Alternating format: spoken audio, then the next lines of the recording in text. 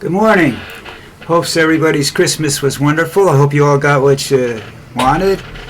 I'm assuming that the Republican Party all got coal in their stockings and death threats in their presents, you know. Can't believe how bad these people have gotten over the years, and I don't understand it.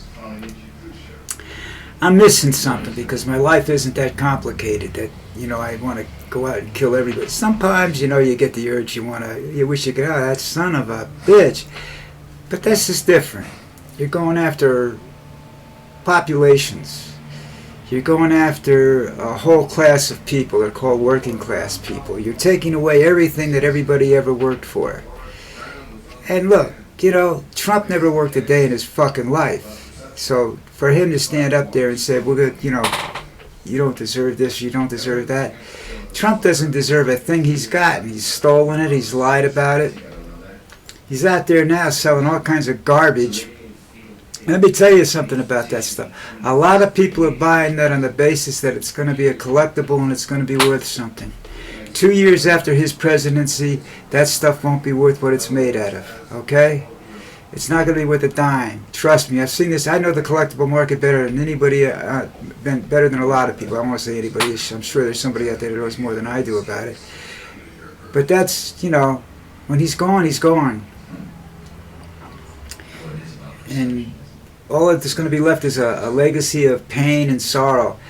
I thought about that this morning, I'm saying, do you know how long it's going to take to straighten out this friggin' mess the way he's going about it this time? Somehow or another, the richest man in the world has to be in prison. You're not going to be able to do that for Musk. I believe that I do. I believe that Trump committed treason down in Mar-a-Lago with the documents. I believe Musk is just as guilty with some other things that he's done. And I don't think that there's anything ever going to happen to these guys. You could call karma. Karma is going to make them die a bad death. They'll get cancer or something like that, a slow, painful death. But that isn't helping the rest of us, I'll probably die the same way. I got enough people pissed. I've done enough bad things in my life not to have to worry about, where I'm going or what,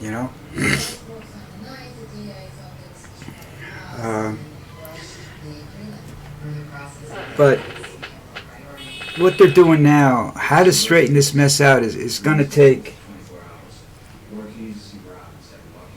It's going to take years. I don't see. I just lost. Okay, it's going to take years. I don't see any shortcuts involved there. Especially if they do things like dismantle Social Security and Medicare and everything like that. It could take 50 years to straighten this mess out that he's going to do in maybe 5 or 6 months of bullshit before something bad happens. And he's stopped.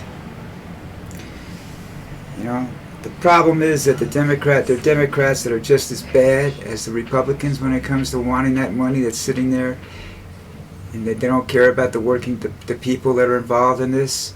We're being governed by elites. You know what happened the last time this happened in the world? It's called the French Revolution. And you know what happened to the people that were involved? They lost their heads. And I mean they genuinely lost their heads with a new invention at the time called a guillotine.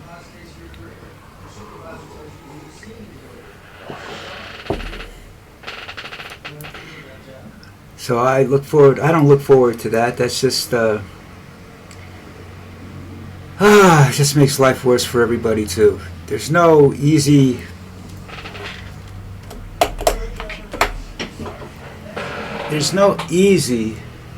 simple way of getting out of this mess that we're in right now. You can hope that there's some politicians out there that got some balls. I don't think Kamala Harris is the one that's got the balls. I think Kamala Harris has problems herself. She's got to worry about, and I don't think she's going to be overly concerned with what happens to the people. She's worried about her own future. her own personal desires. Not the what we need. She never did. That's why she didn't get elected. Had she actually thought or saw what we needed and made the moves to do that, I can guarantee you that she would have got elected in a heartbeat. But she didn't do that. You know? That's not her gig. Her gig is like every other politician that I've ever met in my life. Is bullshit. They don't just talk out of the side of their mouth. They talk out of the back of their head. They're the most dishonest people on the face of the earth. And they'll tell you that. You can't be honest, because you can't be honest and be rich. The temptation is too strong. If you don't succeed if you don't submit to the temptation, you're gone. You're not in office anymore. You know, that's why I liked Bill Bradley so much. He could have been the next president. He could have been elected president of the United States. And he said, this isn't worth it. And he walked away from politics. He walked away from just about it. Nobody heard a word of him after that, you know?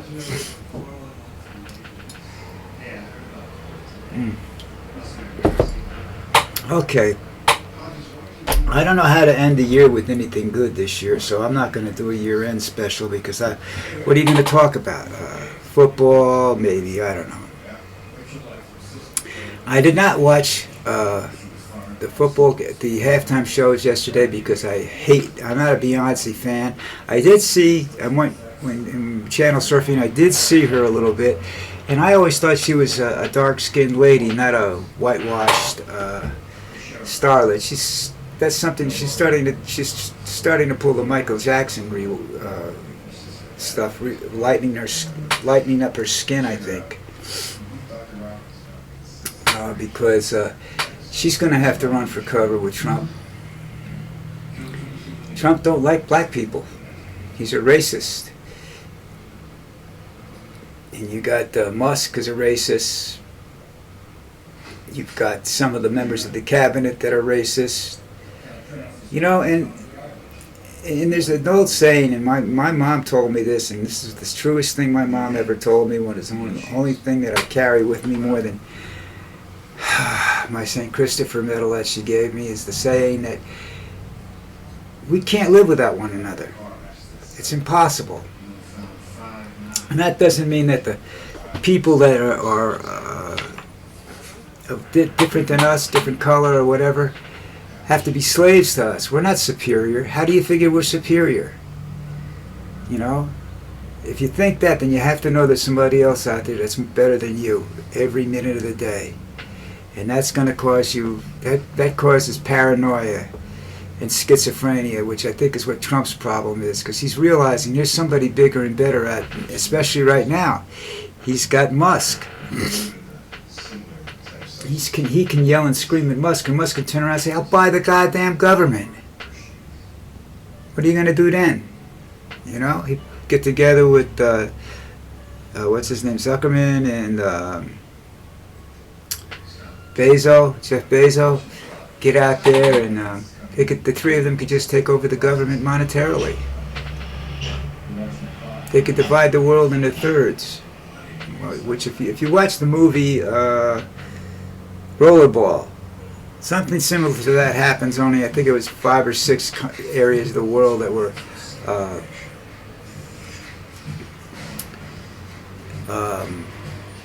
given parts of given control of the world, because we were off planet they were living off planet by then, so, which is what Musk wants to do. He wants to live off planet. I can help him get off planet if he wants. Well, look, I don't have a lot to talk about today. It's the day after Christmas. I'm still recovering. I'm catching my friend's cold right now. I'm sitting here soaking wet with sweat and a sore throat, and I'm just, fighting. And at my age, I get tired of fighting, so. What I'm going to do now is I'm going to let's just go football for a couple minutes. The games were good. The first game was good. The second game was horrible. Houston's outclassed. Houston has not gotten to that second level yet, or first level yet. They're still like a third level team. They're in the playoffs, I think. I'm not sure if they're definitely in the playoffs. The Chiefs are the Chiefs. Can they do 3 in a row? I don't know. I honestly don't think it's good for competitive football if they do 3 in a row. Well, actually, it could be, because it could put a lot of desire into teams to knock them off, or to be, to be better than them. But that's saying on any given Sunday, and it's a lot of times football, especially the Super Bowl, is just won by accident sometimes. Not necessarily the greatest team in history ever wins, but we'll see. The problem is going to be making money on that game. You have to bet the upset to make any kind of money. The odds, nothing's going to help you make money betting on that game. So everybody's going to be betting. You have to bet the other team, and the other team has to be fairly decent. And I think that the only, if they get there, the only team that can really beat them is the Detroit Lions.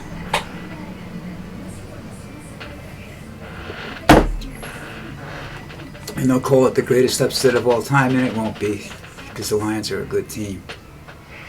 Okay, I gotta go make some more tea and see what's going on. What was this? This just popped in. This is from where? Where is this story from? Rolling Stone. Trump's immigration shutdown will create a dystopian humanitarian crisis. Oh shit! You got all the colleges in the country now are calling their students back because they're afraid that he's going to do what he did the last time, and that's an immediate travel ban, and these people are going to be trapped and no place to go. Man, I told my what is he?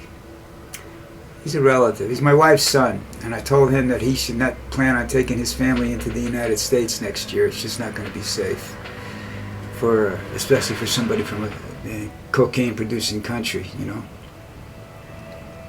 It's only a matter of time before Trump decides to do something about Colombia, since Colombia produces 90% of the world's cocaine. So we'll have to wait and see what happens there. I'm going to become unpopular, I guess. Hope not, but what are you going to do? All right, listen. Guys, take care. I got to go take some medicine or something. I'll see you later.